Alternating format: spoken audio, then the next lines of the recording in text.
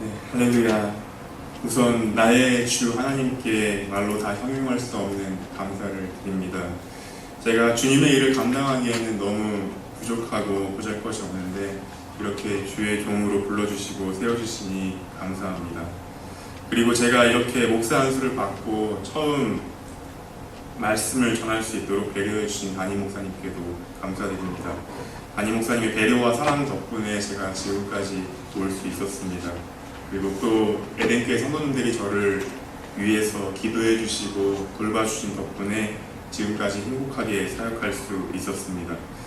제가 지금까지 온 길을 되돌아보면 순간순간이 하나님의 은혜이고 하나님의 섭리였다는 것을 깨닫게 됩니다.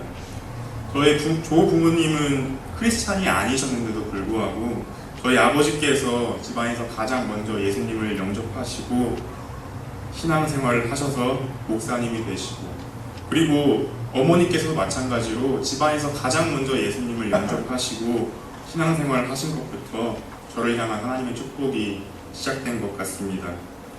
제가 전에도 말씀드린 적이 있었지만 자격 없는 제가 하나님의 종이 될 수 있었던 것은 어렸을 때 하나님께 드린 기도 덕분이었습니다.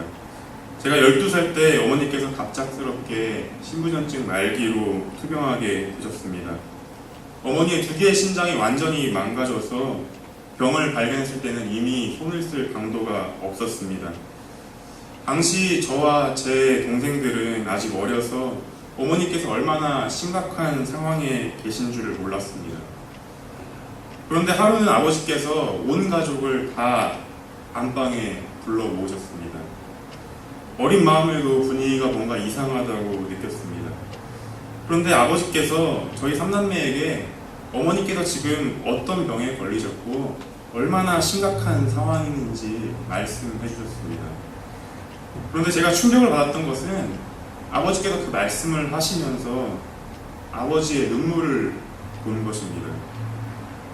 이전에도 한 번도 본 적이 없었고 그 이후에도 한 번도 볼 수 없었던 그 아버지의 눈물을 보고 저는 지금 어머니 상태가 얼마나 심각한 상황인지 깨닫게 되었습니다.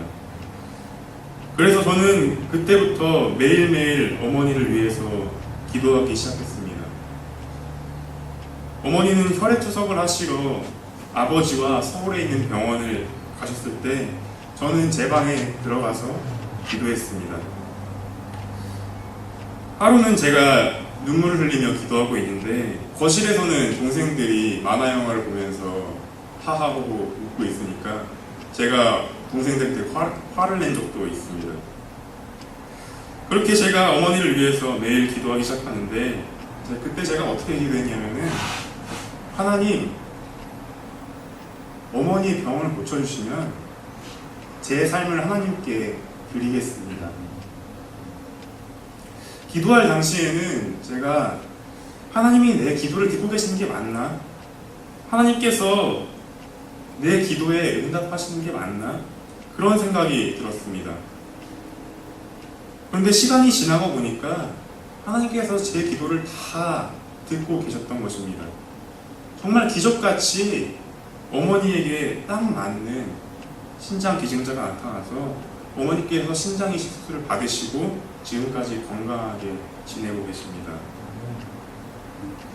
그런데 제가 참 간사하고 부끄러운 것이 어머니께서 병이 나으시니까 차츰차츰 하나님께 감사한 마음을 잃어가고 하나님께 서원 기도를 드렸던 것도 까맣게 잊어버렸습니다. 그래서 그렇게 세월이 지나고 제가 대학교 4학년이 될 때까지 제 인생을 제 마음대로 살았습니다. 교회를 나가긴 했는데 그냥 앉아만 있다가 오는 그런 무의미한 삶을 살았습니다. 제가 하나님을 멀리하는 그런 죄악된 삶을 살고 있었는데 어느 날 하나님께서 저를 부르셨습니다. 그때는 제가 기도도 잘 하지 않았었는데 이제 대학교 졸업을 앞두고 진로를 놓고 고민하던 중에 갑자기 기도하고 싶은 마음이 들었습니다. 그래서 제가 기숙사 방에 혼자 있다가 그 침대에 올라가서 하나님께 기도를 하기 시작하는데 갑자기 기도를 하다가 제가 십몇 년 전에 드렸던 그 선 기도가 생생히 기억이 나는 겁니다. 그래서 그 기도를 드리면서 제가 많이 울었습니다. 하나님께서 저에게 얼마나 큰 은혜를 베푸셨는데, 하나님께서 제 기도를 들으시고 그 기도에 응답하셨는데, 제가 그걸 다 잊고 방탕하게 살아온 것이 너무나 후회되고 죄송했습니다. 그래서 이제부터는 하나님을 위해서 살기로 다짐을 했고, 제가 하나님을 위해서 살려면 하나님이 누구신지 잘 알아야겠다, 이런 생각이 들었습니다. 그래서 제가 대학을 졸업하고 신학대학원에 입학하여서 지금까지 오게 된 것입니다. 그렇게 하나님의 은혜와 부르심 덕분에 목사 안수를 받게 되었습니다. 저는 얼마 전까지 제가 하나님의 종이 될 수 있었던 것이 제 서원기도 때문이라고만 생각했습니다. 그런데 이번에 아버지의 기도를 처음 듣게 되었습니다. 제가 목사 안수를 받을 때에 목사님이신 아버지께서도 안수위원으로 참석하셨는데, 아버지께서 제 머리에 손을 얹으시고 안수를 하실 때에 떠오른 기도가 있으셨다고 합니다. 제가 태어난 지 얼마 안 됐을 때 아버지께서 갓난아기인 저를 안고 계신데 갑자기 마음속에 감동이 밀려와서 이렇게 기도하셨다고 합니다. 하나님, 나에게 주신 축복을 이 아이에게도 부어주시옵소서. 하나님께서 저희 아버지에게 주신 축복을 저에게도 동일하게 부어주신 줄을 믿습니다. 여러분도 자녀들을 위해서 또는 손주들을 위해서 축복하며 기도하시기 바랍니다. 하나님께서 그 기도를 들으시고 그 자녀들을, 그 손주들을 축복하여 줄 줄을 믿습니다.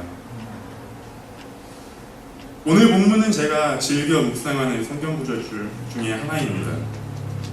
주 여호와의 영이 내게 내리셨으니 이는 여호와께서 내게 기름을 부으사 가난한 자에게 아름다운 소식을 전하게 하려 하십니다.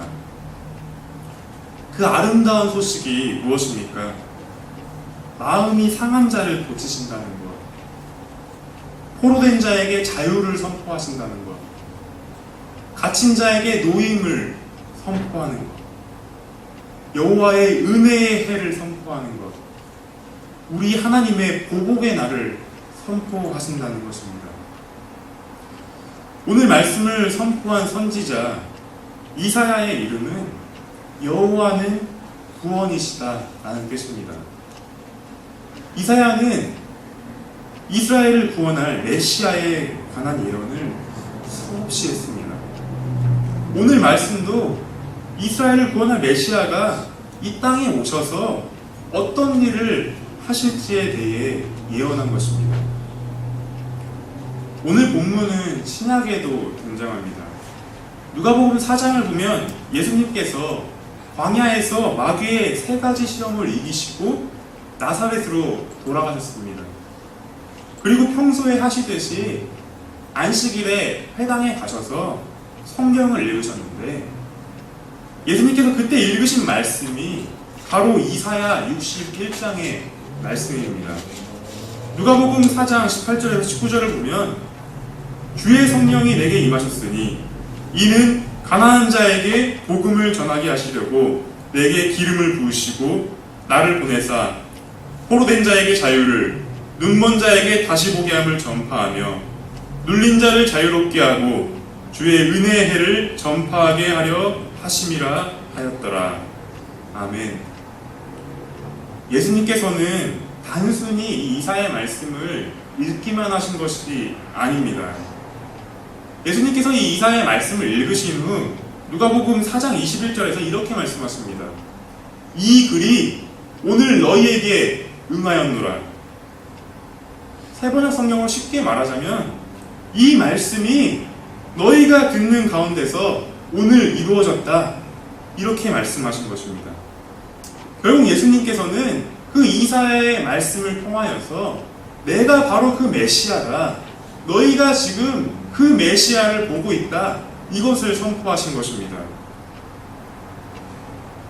구약시대의 이스라엘 사람들은 1000년 가까이 메시아가 오시기만을 기다렸습니다. 하나님께서 수많은 선지자들을 보내셔서 인간을 죄에서 구원해 주실 메시아를 보내주시겠다고 약속하셨습니다. 사실 이스라엘은 언제 멸망해도 이상하지 않은 나라였습니다. 나라가 부강할 때도 있었지만 위태할 때가 더 많았습니다. 하나님 앞에서 수없이 범죄하였고, 그래서 주변 국가들로부터 수없이 침탈당하고 지배당했습니다. 그럼에도 불구하고 이스라엘이 역사 속에서 사라지지 않고 지금도 세상에 영향력을 끼치는 국가로 설 수 있었던 것은 그들이 메시아가 오신다는 소망을 가지고 살아왔기 때문입니다. 아무리 고난과 절망 가운데 있다 하더라도 그들이 참고 인내하며 기다릴 수 있었던 것은 메시아를 기다리는 소망이 있었기 때문입니다. 지난 12월 3일에 인천 영흥도 인근 해안에서 낚싯배가 급유선과 충돌해서 전복되는 사고가 발생했습니다. 그 낚싯배에는 22명의 사람이 타고 있었는데 13명이 사망하고 2명이 실종되는 안타까운 사고였습니다. 그 중에 생존자는 7명인데 그 중에 또 3명은 배가 뒤집힐 때 생긴 에어포켓에서 버티다가 구조되었습니다. 그 비좁은 에어포켓, 산소가 얼마 남지 않은 그 에어포켓에서 말을 하면 산소가 부족해지니까 생존자 3명은 말도 아끼면서 기다렸다고 합니다. 그런데 시간이 지나면 지날수록 그 한겨울의 차디찬 바닷물에서 체온은 계속 떨어지고 에어포켓에 남은 산소가 부족해서 점점 숨쉬기가 힘들어졌다고 합니다. 그래도 그들은 끝까지 버텼습니다. 그들이 그 절망적인 상황에서 버틸 수 있었던 원동력이 무엇입니까? 한 생존자가 구조대에게 구조 요청을 했고 그 구조대가 곧 자신들을 구조하러 올 것이라고 굳게 믿고 있었기 때문입니다. 여러분 삶 가운데에 고난이 있습니까? 절망이 있습니까? 더 이상 헤쳐나갈 길이 없는 것 같은 그런 어두운 상황이 있습니까? 우리의 삶이 아무리 어려운 상황에 있다 하더라도 우리에겐 그 어려운 삶을 살아낼 수 있는 원동력이 있습니다. 그 힘든 삶을 버텨낼 수 있는 소망이 있습니다. 바로 우리의 구원을 완성하실 예수님께서 이 세상에 다시 오신다는 소망입니다. 대림절 둘째 주일을 지내고 있는 우리에게 필요한 소망이 바로 이 소망입니다.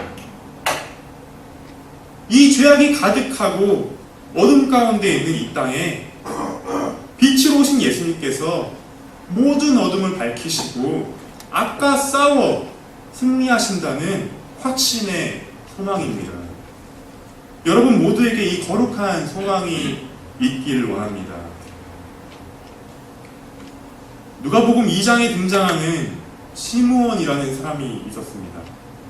성경의 시므온은 의롭고 경건하여 이스라엘의 위로를 기다리는 자라고 소개하고 있습니다. 수많은 주변 국가들로부터 공격을 받고 지금은 로마로부터 지배를 받고 있는 그 이스라엘에게 위로가 무엇입니까? 바로 그들을 구원하실 메시아였던 것입니다. 시므온에게는 거룩한 소망이 있었습니다. 그것은 바로 시므온이 메시아를 보기 전까지는 죽지 않을 것이다 라는 성령님의 지시였습니다. 그리고 어느 날 시므온이 성령님의 인도하심으로 성전에 들어갔을 때 시므온은 한 갓난 아기를 보게 됩니다. 시므온은 그 갓난 아기가 바로 자신이 그토록 기다리고 소망하던 메시아라는 것을 알았습니다. 그리고 그 그 갓난아기를 안고 하나님께 찬송하며 이렇게 말합니다. 내 눈이 주의 구원을 보았사오니 이는 만민 앞에 예비하신 것이요 이방을 비추는 빛이요 주의 백성 이스라엘의 영광이니이다. 메시아는 이스라엘의 영광일 뿐만 아니라 이스라엘 밖에 이방을 비추시는 빛이신 것입니다. 메시아로 인해 그 영광의 빛이 온 세상을 비추셔서 우리로 하여금 그리고 열방으로 하여금 구원받게 될 것입니다. 온 세상을 구원하실 영광에 비추고 오신 그 메시아는 어떤 분일까요? 메시아는 기름 부음을 받은 자라는 뜻의 히브리어 마시아흐에서 나온 말입니다. 또 그리스어로는 기름 부음을 받은 자라는 말을 크리스토스라고 합니다. 이 크리스토스에서 그리스도라는 단어가 나온 것입니다. 그러므로 메시아와 그리스도는 기름 부음을 받은 자라는 같은 의미를 가진 말입니다. 구약시대에는 머리부터 발끝까지 기름 부음을 통해서 취임하는 세 가지 직분이 있었습니다. 첫째는 왕, 두 번째는 제사장, 그리고 세 번째는 선지자입니다.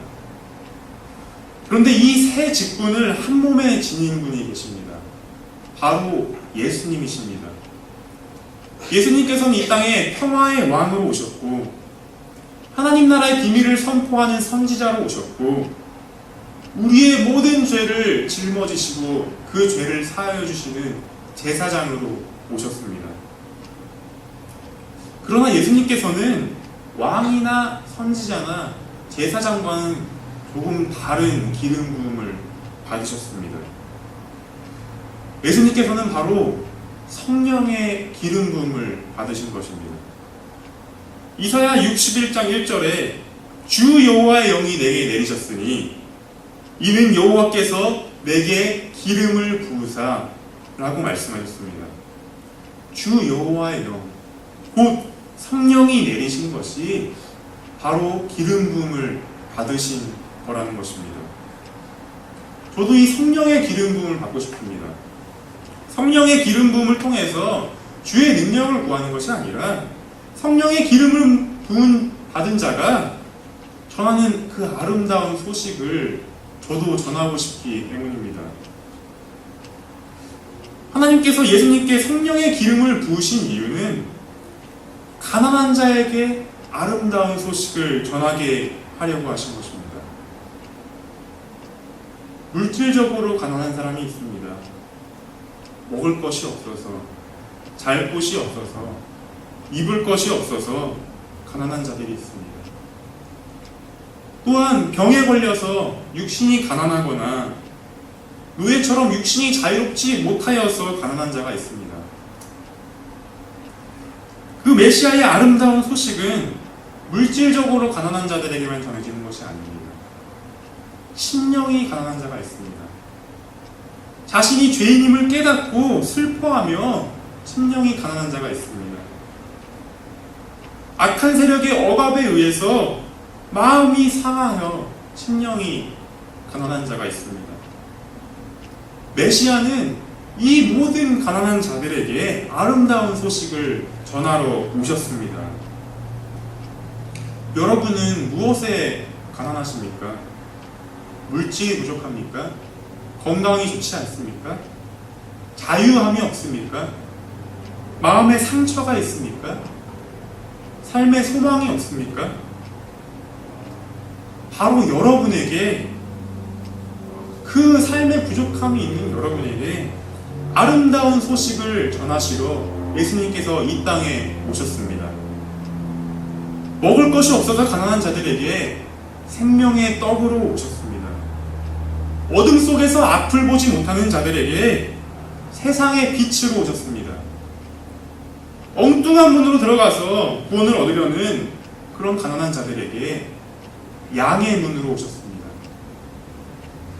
위험에 처한 가난한 자들을 위해 목숨도 버릴 수 있는 선한 목자로 오셨습니다. 육신이 가난한 자들에게 영생을 주시는 부활이자 생명으로 오셨습니다. 이 거짓된 세상 속에서 갈 길을 몰라서 헤매는 자들에게 길이요, 진리요, 생명으로 오셨습니다. 엉뚱한 곳에 붙어서 열매 맺지 못하는 그런 가난한 자들에게 예수님께 붙어있기만 하면 많은 열매를 맺을 수 있는 포도나무로 오셨습니다. 이렇게 세상의 빛으로, 생명의 떡으로, 양의 문으로, 선한 목자로, 부활로, 길로, 진리로, 생명으로, 포도나무로 오신 예수님께서 바로 여러분을 위하여서 이 땅에 오신 것입니다.